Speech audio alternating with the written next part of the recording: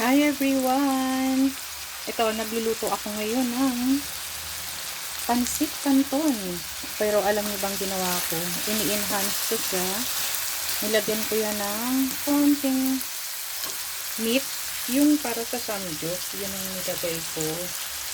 And ito, maglalagay ako ng cabbage.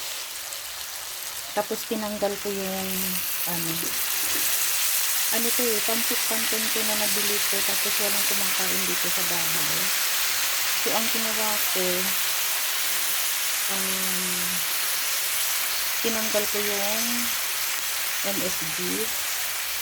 Ang ginamit ko lang is yung oil, pero yung ano niya hindi ko ginamit. Yun. Tapos ito na, maluluto na i-fetch. Diba?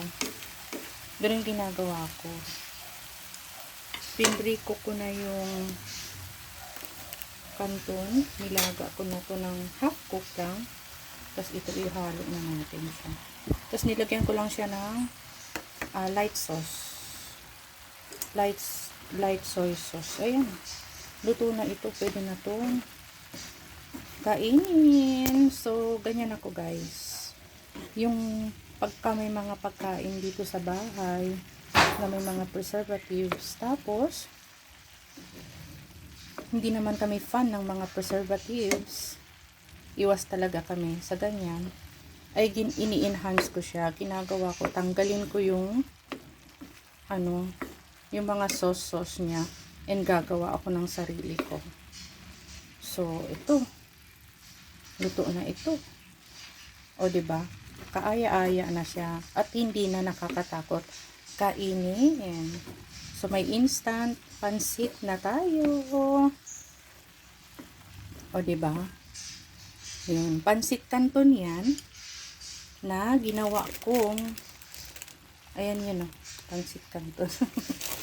Ayan, isang original at saka isang kalamansi. Ginawa ko siyang ganyan. O diba? Magagawa niyo siya ng paraan. Huwag nyo nang ihalo yung may MSG. Siyempre, doon natin nakukuha yung mga sakit-sakit natin in a long run. Kaya umiiwas talaga ako sa ganun. So, ito. Yummy-yummy na to. Tikman ko nga kung tama yung timpla. Sarap. Sarap. Kaya lagi akong may meat na yung pang samgyup. Madali lang siyang ihalo sa mga gulay-gulay natin. Ayan. Kain na. Then, lagyan ko yan ng chili garlic ko. Bye for now.